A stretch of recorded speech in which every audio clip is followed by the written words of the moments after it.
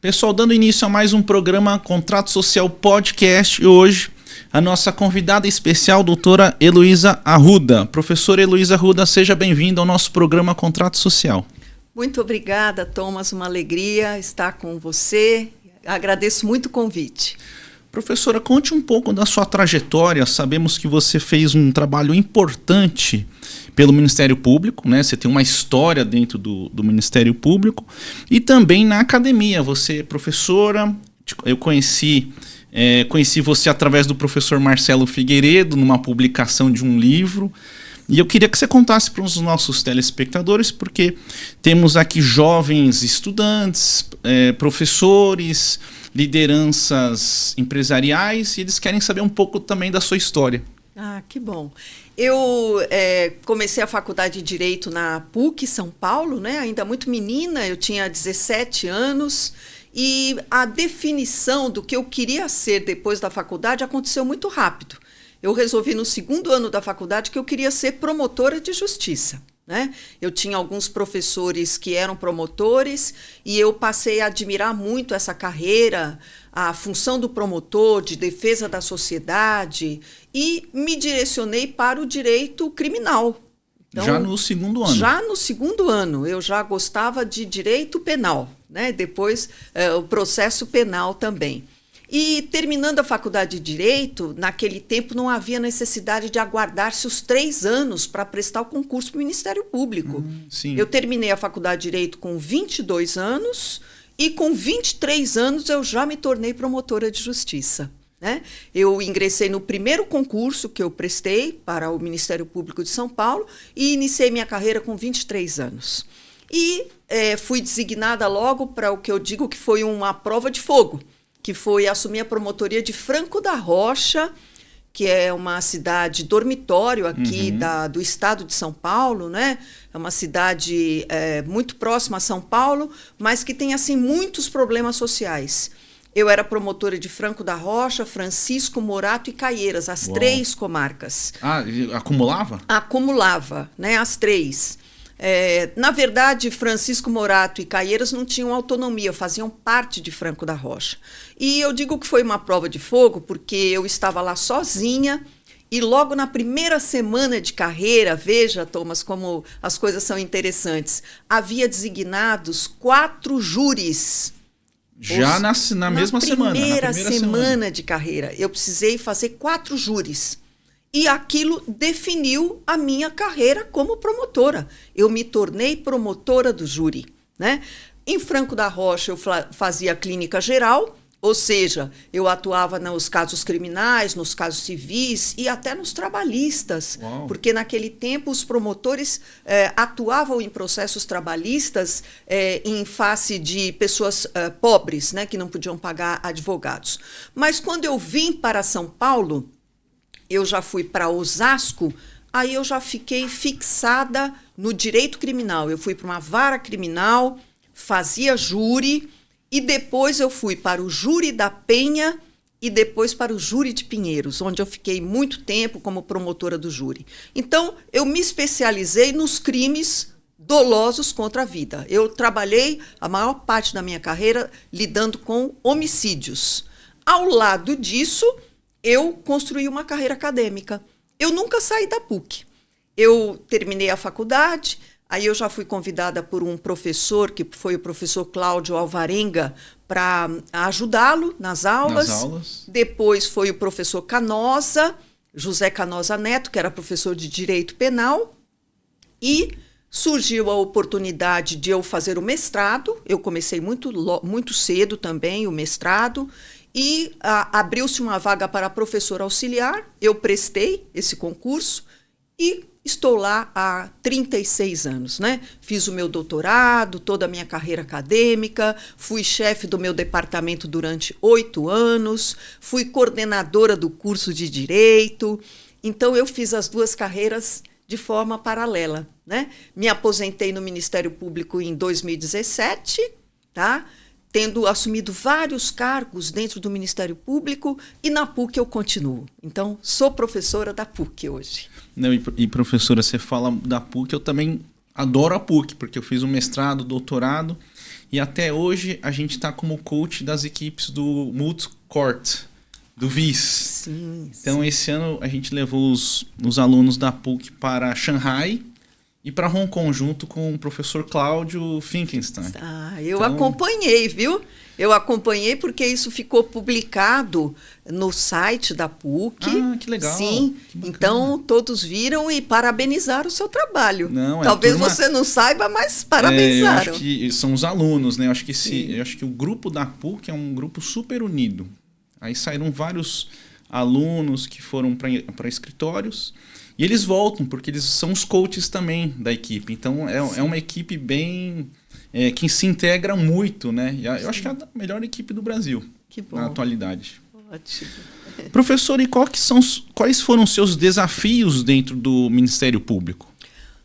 Então, os desafios eu acho que são meus e são dos promotores, e quanto mais da minha geração de promotores. No início da carreira, enfrentar as dificuldades das periferias de São Paulo, né? Eu acho que todos os que trabalharam nas cidades como Franco da Rocha, Carapicuíba, Taboão da Serra, passaram pelas mesmas situações. Um volume imenso de trabalho, até em face dos problemas sociais. Claro, né? Se você tem problemas sociais, você tem as consequências disso, né? Então, você tem maiores problemas criminais também, que isso se refletia no meu trabalho, mas você também tem um pedido de assistência da justiça maior em questões de família e sucessões e outras questões, né? E naquela época nós tínhamos muito pouca estrutura de trabalho. Não havia, por exemplo, o quadro de estagiário do Ministério Público. Isso não existia nos anos 80. Estou falando de 1985. Não havia estrutura de trabalho, por exemplo, computador. Os computadores são de 1990, 89, 90. Então, tudo era feito na máquina. Era uma máquina Remington, antiga, né? Eu tive a satisfação de o meu pai me dar uma Praxis 20, que era uma máquina portátil, elétrica, né? Então, meu pai me deu de presente. Mas eram essas as dificuldades que nós tínhamos. Também, os deslocamentos. No começo da carreira, eu ia de trem para Franco da Rocha. Entendi. Depois é que eu comprei o meu carro, né? E eu digo assim, o volume de trabalho que era fruto dos problemas que nós tínhamos e que ainda temos nas periferias de São Paulo, nas cidades que integram esta grande São Paulo, né? 20 milhões de pessoas em São Paulo e na grande São Paulo. Os problemas são muitos. E professora Heloísa, era muito diferente Franco da Rocha, Francisco Morato, Caeiras, do que, por exemplo, Osasco? Não era muito diferente, né? Porque Osasco também nós tínhamos assim muitos problemas, quanto mais de criminalidade. Naquela época, Osasco era uma cidade que tinha um alto índice de criminalidade. Eu não sei hoje como está. Eu acho que melhorou um pouco, mas tínhamos um alto índice de criminalidade. A diferença é que, como Osasco era maior, nós éramos 2 promotores criminais e eu acho que 4 promotores atuando no cível. Então, era uma comarca com uma estrutura um pouco melhor, tá, do que Franco da Rocha. Mas, assim, os problemas eram basicamente os mesmos. Professora Heloísa, como é que foi a sua experiência dirigindo a Escola Superior do Ministério Público e também integrando o Conselho Superior do Ministério Público? Olha, foram experiências maravilhosas. Integrar o Conselho Superior do Ministério Público é uma coisa muito interessante porque é um processo eleitoral. Você é eleito conselheiro. Então, eu e o meu grupo, naquele momento, né, nós éramos 6 promotores que corremos o estado inteiro fazendo campanha. Vote em mim. Com os promotores. Com os promotores, dizendo, olha, nós temos este projeto de gestão, estamos pedindo o seu apoio, o seu voto. Eu era a única mulher deste grupo e era a primeira vez que eu estava concorrendo e eu ganhei a eleição, junto com mais 5 colegas. Só um da nossa chapa não foi eleito naquele momento, né? Então, foi muito interessante o trabalho, e o Conselho do Ministério Público ele tem uma importância muito grande, porque ele faz a gestão da vida funcional dos promotores. Então, um promotor que precisa ser promovido. Ele quer ser promovido de, vamos dizer, Valinhos para Campinas. Isso passa pelo Conselho. Legal. É o Conselho que termina definindo isso, né? E outras questões, por exemplo, um promotor quer fazer um curso no exterior. O pedido para que ele faça esse curso no exterior, ele dirige ao Conselho. O Conselho vota e o Procurador-Geral concorda ou discorda no final, né? E o quinto do Ministério Público, a professora Heloísa, também é o Conselho que decide? O Conselho participa disso, mas, na verdade, a definição é dada pelo Procurador-Geral, né? A indicação final é do Procurador-Geral, né? Mas o Conselho tem assim, uma atividade bastante importante na vida dos promotores, né? São várias coisas. E mais uma coisa que o Conselho faz: a revisão de todos os arquivamentos de inquéritos civis. Isso é importante. Né? Isso é muito importante também. E se há um recurso, por exemplo, um inquérito foi arquivado e alguém recorreu, tá? Então, o recurso é direcionado ao Conselho. Para mim foi uma experiência interessante, Thomas. Por quê? Porque eu sempre fui uma promotora criminal, tá? E eu tive que aprender a lidar com as questões cíveis, meio ambiente, difusos. Direitos difusos coletivos. Exatamente. Então, tinha um regimento próprio, né? Um regimento próprio. Isso foi muito interessante para mim, né? E aí, concluída a gestão no Conselho, que durou 2 anos, surgiu a possibilidade de que eu concorresse à vaga de diretora da escola do Ministério Público. Também era eleição, só que não é uma eleição da classe toda. É do conselho, é de um conselho específico da escola. E eu também fui escolhida, fui eleita, né? Aí foi muito interessante também, porque eu fui a primeira mulher a ocupar esse cargo, tá? E até agorinha eu tinha sido a única, mas felizmente agora tem uma outra diretora, mulher, que é a doutora Tatiana Bicudo, né? E eu fiquei muito feliz, porque naquele portal de retrato só tinha eu lá de mulher. E agora nós vamos ter a segunda diretora. Né? E, professora Heloísa, você também contou uma vez na OAB Butantã da sua trajetória e de como é que você foi escolhida para ser a secretária de Justiça. Queria que você falasse um pouquinho desse episódio, como é que foi. Foi muito interessante, porque nessa época eu era diretora da escola do Ministério Público, tá? E eu tinha um ex-aluno, Gabriel Chalita, tá? O Gabriel Chalita era muito próximo do governador, até porque tinha sido secretário, né, e tudo isso. E naquela época o que eu tomei conhecimento é que o governador procurava alguém para ser o secretário da Justiça. E o Gabriel me conhecia e conhecia a minha trajetória. Nessa época eu já tinha sido promotora no Tribunal da ONU, em Timor-Leste, diretora da escola, conselheira, professora, ou seja, eu tinha uma trajetória. E ele entregou o meu currículo para o governador. Foi assim. Que na época era o doutor Geraldo. Era o doutor Geraldo, né? O doutor Geraldo, na época, estava naquele mandato, que foi um final de mandato após o falecimento do Mário Covas, né? E doutor Geraldo, então, estava num processo eleitoral concorrendo a governador, foi eleito e estava procurando um secretário da Justiça. Eu não conhecia o governador e eu não tinha participação político-partidária alguma até esse momento. E o Gabriel entregou o meu currículo, comentou a meu respeito, né? E o doutor Geraldo se interessou. E disse que o que mais chamou a atenção dele, depois ele me contou, foi o fato de eu ter trabalhado na missão da ONU em Timor-Leste. Que bacana. Né? E, a partir daí, ele pediu que outras pessoas viessem conversar comigo para ver se eu gostaria de ser a secretária e tudo isso. E eu disse que sim, que eu teria muita satisfação, a despeito de nunca ter exercido essa função, né? Mas era a primeira vez.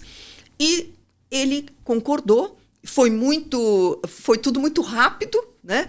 Eu me lembro que eu estava, era uma sexta-feira de manhã, eu recebo um telefonema do Gabriel Chalita. Ele falou: Heloísa, ele decidiu que vai ser você a secretária. Então você confirma? Eu falei: confirmo. Ele falou: então você tem que estar às 15h no endereço tal, que ele vai anunciar o seu nome. Eu falei: Gabriel, mas como hoje? Professora, no endereço tal, no Palácio do Governo. Isso, foi assim. E aí, era um escritório de transição na Rua Boa Vista. Olha. Tá? E eu fui para lá às 15h e foi assim. Muito prazer, governador, eu sou Heloísa Arruda. Foi assim. E ali estabeleceu-se uma relação de muita confiança.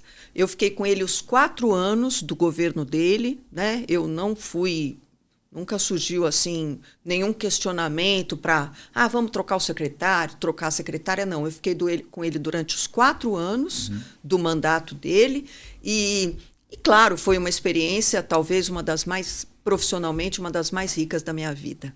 E professora, como é que foi? Você falou até agora da questão da ONU em Timor-Leste. Como é que foi essa atuação sua representando o Brasil no Tribunal Penal Internacional da ONU? Então, essa foi uma história interessante também. O ano era 2000, ano 2000. Os conflitos em Timor tinham se intensificado, né, nos anos de 98 e 99, principalmente. Havia histórias de massacre em Timor-Leste e houve um processo eleitoral em Timor, onde os timorenses votavam pela autonomia em relação à Indonésia ou pela independência. E eles votaram pela independência. E aí desencadeou-se uma série de massacres mesmo, deportações forçadas e tudo. O que motivou uma intervenção das forças de paz da ONU.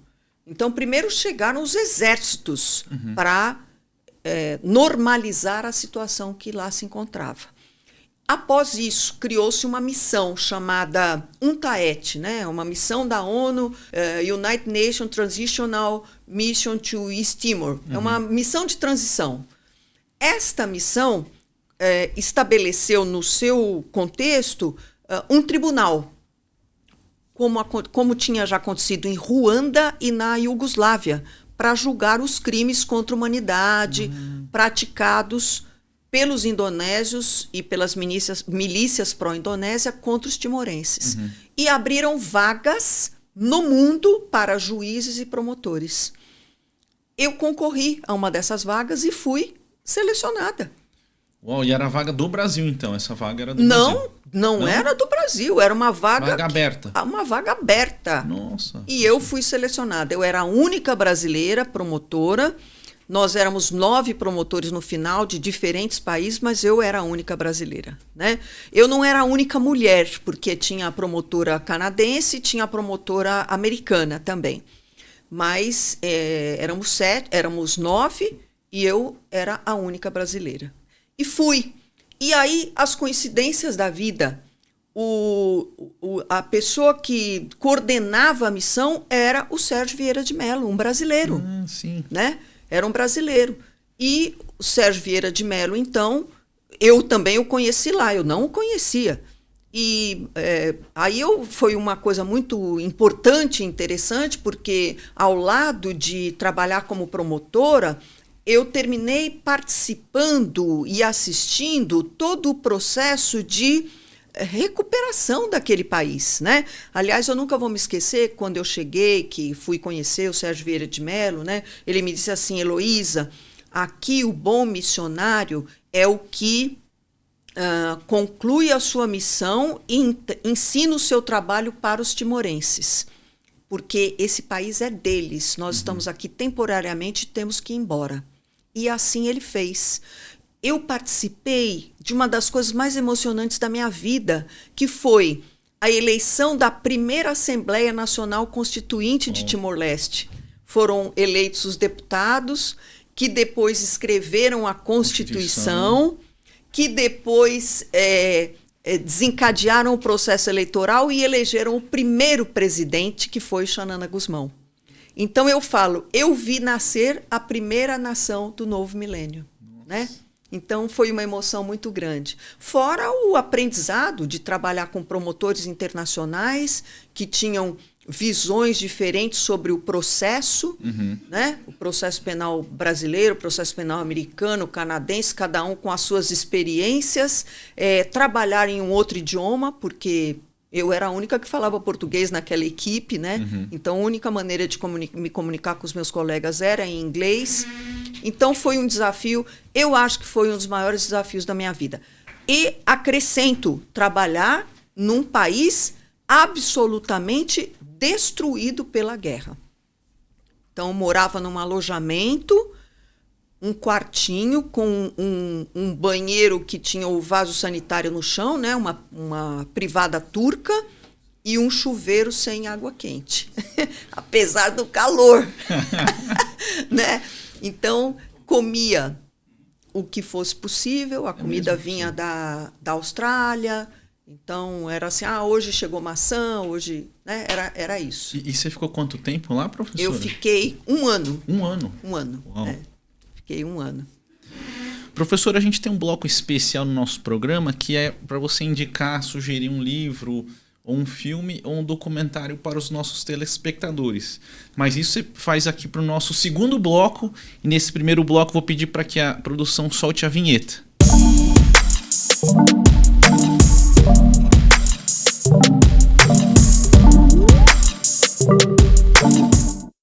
Pessoal, retornando ao nosso programa Contrato Social Podcast, no nosso segundo bloco com a doutora Heloísa Arruda. Professora Heloísa, qual o livro que você indicaria para os nossos telespectadores? Olha, eu acredito que muitos já tenham lido, mas é um livro que eu guardo tanto no meu coração, que é O Torto Arado, né, do Itamar Vieira Júnior. É um livro que me tocou profundamente, porque ele conta uma parte da história do Brasil, né? É um romance, mas ele conta uma parte da história do Brasil, que é o que seria a abolição, né? O pós-1888, o que foi feito com aquela população, o que não foi feito com aquela população de pessoas escravizadas, né? A desassistência e todos os reflexos que isso causou e que ainda causa nos dias de hoje. E eu acho que tem uma coisa muito linda, que é a cara do nosso Brasil, que é o sincretismo religioso também. Então, é um livro que me tocou profundamente. Eu não sei se também eu fiquei um pouco motivada por causa da história da minha família, né? Que meu pai veio do Nordeste para o interior de São Paulo para morar numa fazenda de café junto com o pai, a mãe, os irmãos, né? Gente muito pobre e que, assim, trabalhava numa situação que eu diria que hoje seria considerada de trabalho escravo, né? Porque trabalhavam em troca do quê? Da moradia. Entendi. Né? Depois é que meu pai, que era um homem de uma inteligência excepcional, eu vou dizer assim, veio para São Paulo e na coragem também, na né? coragem, tinha 17 anos. Olha só. Né? E veio para São Paulo, que falou, não, eu não quero passar o resto dos meus dias aqui. E rapidamente ele já começou a trabalhar como... Era tipo office boy, né? Ali nas lojas de joias da rua... do centro da cidade, tá? Aqui naquela rua... Oh, meu Deus, agora esqueci o nome. Mas ali que vai perto da Praça da República. Sim. E rapidamente ele falou assim, puxa, mas eu acho que eu podia fabricar essas joias. Se juntou com outro e começaram a fabricar as joias. E virou um empreendedor. Se tornou um empreendedor. Sim. Meu pai era um empresário. Se tornou-se um empresário, né? Então, esse livro me tocou profundamente. É um livro que eu recomendo, né? Quanto mais para os jovens, para conhecer um pouco da história desse país, né? A questão racial, que também está ali refletida. Formação do Brasil, né? A formação do Brasil, né? Professora, agora falando da sua das suas conquistas enquanto secretária da Justiça e da Defesa da Cidadania. Quais foram suas principais conquistas? Então, eu vou dizer assim, né? Quando eu cheguei na Secretaria da Justiça, bati os olhos naquela estrutura e percebi que alguma coisa precisava ser feita em relação à questão da drogadição, né? Apoio aos familiares de dependentes químicos e a eles próprios. Não havia no estado de São Paulo uma coordenação de política sobre drogas. Havia um conselho, mas não havia uma coordenação. E eu conversei com o doutor Geraldo, falei, doutor Geraldo, vamos criar. Por quê? Porque esta atuação ela precisa ser transversal. Ela tem que envolver saúde, assistência social, segurança pública, justiça. Ela precisa ser transversal. E nós criamos a Coordenação de Políticas sobre Drogas. Eu cheguei no mês de janeiro de 2011. No mês de junho de 2011, a coordenação estava criada. E aí nós começamos todo um processo de elaboração de um programa que terminou chamando-se de Recomeço. Programa Recomeço. Legal. Ele foi iniciado dentro da Secretaria da Justiça, né? Implantamos um atendimento no que hoje é o CRATOD, Centro de Referência de Álcool e Outras Drogas, ali na região do Bom Retiro. Naquele momento havia juízes, promotores, defensores públicos, advogados. A OAB me ajudou muito para atender as famílias, para orientar também, né? Orientar situações de famílias que precisavam assim obter vagas de internação. E isto transformou-se num programa de governo que está aí até hoje. Tá? Aí, outra coisa foi a criação da Coordenação de Políticas para Mulheres, que também não havia. Imagina, um estado como São Paulo, né? Havia o quê? Iniciativas na saúde, assistência social e tal, e nós falamos, não, a gente tem que juntar tudo, e criamos a Coordenação de Políticas para Mulheres também. Que legal. Né? Além disso, reforçar projetos que já existiam, combate ao tráfico de pessoas, combate ao trabalho escravo, e eu tive muita atenção com as políticas para a população LGBT, muita atenção. Por quê? Porque eu percebi o nível de desassistência que essas populações, por vezes, não tinham, possuem. Né? Entendi. Né? Então, eu falei, não, é meu papel como secretária, eu tenho que ajudar. Né? Então, procuramos também criar programas para a população LGBT. Hoje é LGBTQIA+, né? Sim. E sim, aí assim já eram coordenações que existiam de combate ao racismo e combate à homofobia, que nós procuramos reforçar. Houve momentos muito importantes e que demandaram uma atenção muito especial em relação a migrantes. Né? Migrantes. Então, os programas para recepção, acolhimento e reintegração e integração de imigrantes. Houve um momento que eu falo que foi o mais dramático, a chegada dos haitianos. Sim, no Brasil, né? Começaram a chegar lá no Acre, e daqui a pouco eles começaram a chegar em São Paulo, eram muitos. Eu nunca vou me esquecer, era um mês de junho, julho, fazia um frio, e eles começaram a chegar ali no Glicério, naquela igreja do Glicério, do padre Paolo. E o padre me ligou e falou, secretária, eles estão chegando aqui, eu não sei o que fazer. E aí eu vi uma onda de solidariedade na minha cidade. Eu fiquei muito feliz, porque quando eu fui para a Globo, TV Globo, para falar disso, começaram a chegar as doações. Olha só. Muitas doações de roupa, de tudo. Eu não fui para pedir ajuda, eu falei só que eles estavam chegando. Foram assim, algumas emissoras e nos jornais. E aí a onda de solidariedade, comida, roupa, chegando. para assistir aquelas pessoas, né? Então, essa questão migratória... Depois eu enfrentei a questão migratória novamente, quando eu já era secretária de Direitos Humanos da cidade de São Paulo. E aí foi a chegada dos venezuelanos. Mas aí eu acho que eu já tinha mais expertise. Então, acho que foi um pouco mais fácil para mim. Professora, quais barreiras você enfrentou como mulher em cargos de liderança dentro de instituições que historicamente eram masculinas? Quais foram os seus desafios? Eu acho que, se eu disser assim, que eu, durante a carreira, eu tive alguma manifestação de um colega, uma manifestação que fosse uma manifestação misógina, eu não vou estar falando a verdade, né? Eu sempre fui muito respeitada, mas isto também eu acho que foi fruto do meu posicionamento, né?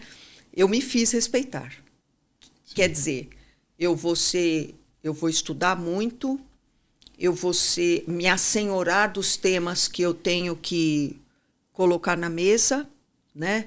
Eu vou saber me posicionar com respeito e não vou permitir que me desrespeitem, né? Nunca enfrentei uma situação de confronto verbal, felizmente. Não tive isso, né? Eu acho que houve um momento em que a questão assim, masculina veio à tona, que foi um único momento, quando eu concorri ao cargo de Procuradora-Geral de Justiça para o Ministério Público de São Paulo, né? Aí eu acho que houve, sim, alguns episódios onde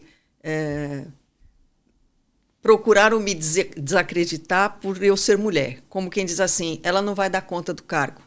E eu daria. Porque é um cargo que já, historicamente... Nunca houve uma mulher. Ah, entendi. Nunca houve uma mulher, né? Nunca houve. Aqui em São Paulo não há na história nenhuma procuradora-geral de justiça, né? Então, acho que ali... E eu nunca pensei em fazer campanha colocando como bandeira assim, eleja em mim, vote em mim porque eu sou mulher. Nunca.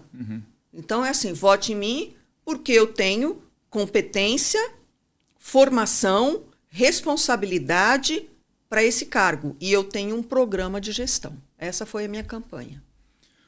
Professora, a gente está chegando perto do fim do nosso programa, mas antes disso, eu queria que conselhos você daria para as jovens mulheres que aspiram liderar no setor público ou no setor jurídico? Então, o conselho que eu daria seria da experiência que eu tive, né?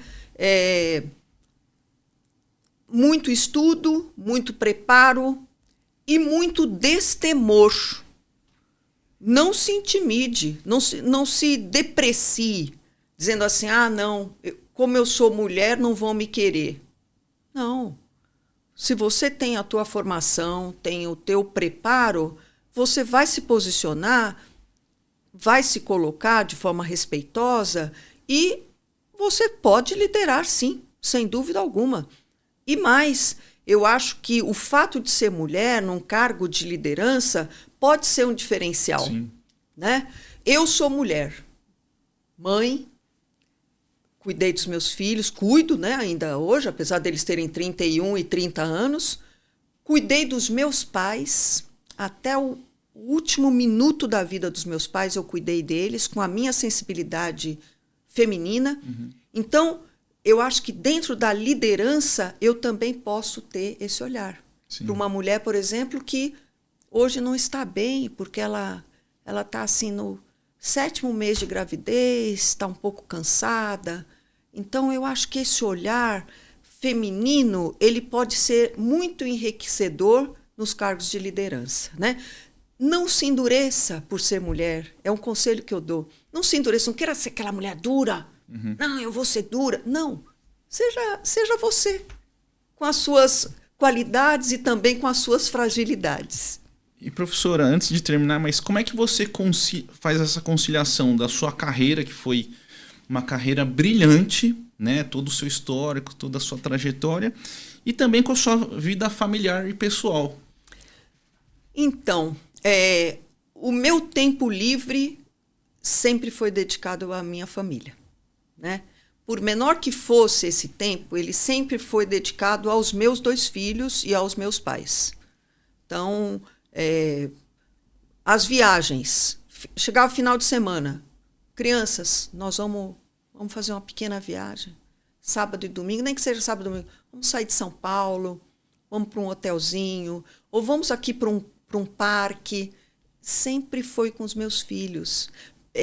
Por vezes, não quantidade, mas qualidade. Estar com eles, conversar, ter o espaço à noite para ter uma conversa com eles, procurar ouvir, se interessar sempre por eles, né? Então, isso eu acho que é fundamental. E, assim, sempre gostei muito de ler, gosto de cinema, gosto de teatro. Sempre que possível, também procurei fazer essas coisas, né? Então, eu falo assim, a criação dos 2 deu muito certo. Mesmo eu tendo ido para Timor-Leste, quando eles eram muito pequenos, né? Deu muito certo. Professora, eu queria que você colocasse aqui as considerações finais do nosso programa Contrato Social Podcast. Olha, eu quero agradecer muitíssimo, né, essa oportunidade de falar um pouco da minha vida, o seu convite. Thomas me ajudou num projeto importante, que foi a edição de um livro, que é um livro histórico, né? Que tratou de temas importantes de direitos humanos. Ele foi, assim, encampou a ideia, esteve comigo. Eu estava em Timor-Leste da segunda vez que eu fui, né? E, então, parabenizar por esse programa, né? O contrato social, o nome já diz o que é, essa responsabilidade que todos nós temos de produzir uma sociedade melhor. Temos um país com muitas dificuldades, mas temos que nos entusiasmar para buscar soluções. Se nós somos capazes, inteligentes, tivemos acesso ao estudo, que nós façamos isso para o bem da nossa nação. É o que me move e é o que sempre vai me mover. Muito obrigada. Obrigado. Pessoal, obrigado pela participação de vocês até esse presente momento. E aqui fazer um agradecimento especial para a nossa convidada especial, doutora Heloísa Arruda. Parabéns, professora Heloísa, pela sua trajetória acadêmica, pela sua trajetória profissional. Você é um exemplo aqui para muitas pessoas. E aqui fica o meu agradecimento por ter recebido esse convite, de pronto ter aceitado. Obrigado e até a próxima, pessoal, para o nosso próximo programa Contrato Social.